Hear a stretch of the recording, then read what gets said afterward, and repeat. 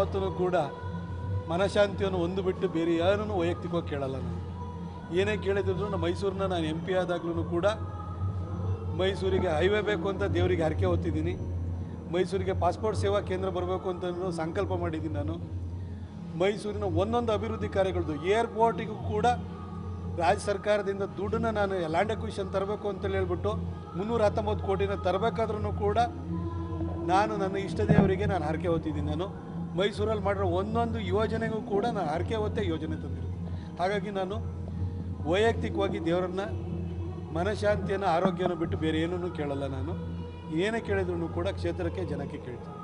ರಾಜ್ಯ ರಾಜಕೀಯದಲ್ಲಿ ಇವತ್ತಿನ ಒಂದು ಹೊಸ ಚರ್ಚೆ ಶುರುವಾಗಿದೆ ಸರ್. ಈ ತಿಂಗಳ ಅಂತ್ಯದ ವೇಳೆಗೆ CM ಬದಲಾಗ್ತಾರೆ ಅಂತೇಳಿ CT ರವಿ ಅವರು ಇವತ್ತು.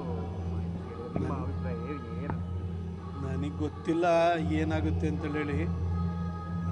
ಕಾಂಗ್ರೆಸ್ನಲ್ಲಿ ಅವ್ರ ಪಕ್ಷ ಯಾವ ರೀತಿ ನಿರ್ಧಾರ ತೆಗೆದುಕೊಳ್ಳುತ್ತಾರೆ ಅಂತ ನನಗೆ ಗೊತ್ತಿಲ್ಲ. ಅದೇ ರೀತಿ ಪ್ರಾಸಿಕ್ಯೂಷನಿಗೆ ಕೊಟ್ಟಿರೋದ್ರಿಂದ ಹೈಕೋರ್ಟ್ನಲ್ಲಿ ವಿಚಾರಣೆ ನಡೀತಾ ಇದೆ. ಹೈಕೋರ್ಟು ರಿಟ್ ಅರ್ಜಿಯ ವಿಚಾರಣೆ ಮಾಡ್ತಿರೋದ್ರಿಂದ ಅವರು ಏನು ತೀರ್ಪನ್ನು ಕೊಡ್ತಾರೆ.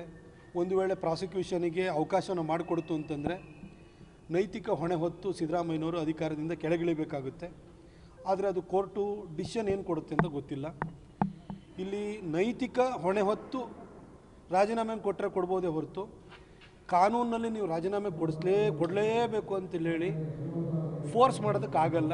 ಯಾಕಂದರೆ ಹಿಂದೆ ಜಾರ್ಖಂಡಲ್ಲಿ ಆ ಘಟನೆ ಇರ್ಬೋದು. ಇವತ್ತು ಡೆಲ್ಲಿನಲ್ಲಿ ಅರವಿಂದ್ ಕೇಜ್ರಿವಾಲ್ ಜೈಲಿಂದಲೇ ರಾಜ್ಯಭಾರ ನಡೆಸ್ತಾ ಇದ್ದಾರೆ. ಇಂಥ ಕೆಟ್ಟ ಉದಾಹರಣೆಗಳು ಇದ್ದಾವೆ. ಸಿದ್ದರಾಮಯ್ಯನವರು ಒಂದು ವೇಳೆ ಪ್ರಾಸಿಕ್ಯೂಷನ್ಗೆ ಅವಕಾಶ ಕೊಟ್ಟರೆ ಯಾವ ಮೇಲ್ಪಂಕ್ತಿಯನ್ನು ಹಾಕಿ ಕೊಡ್ತಾರೆ ಅನ್ನೋದ್ರ ಮೇಲೆ ಅವರ ರಾಜಕೀಯ ಭವಿಷ್ಯ ಮತ್ತು ಕರ್ನಾಟಕ ರಾಜ್ಯ ಸರ್ಕಾರದ ಭವಿಷ್ಯ ನಿಂತಿದೆ.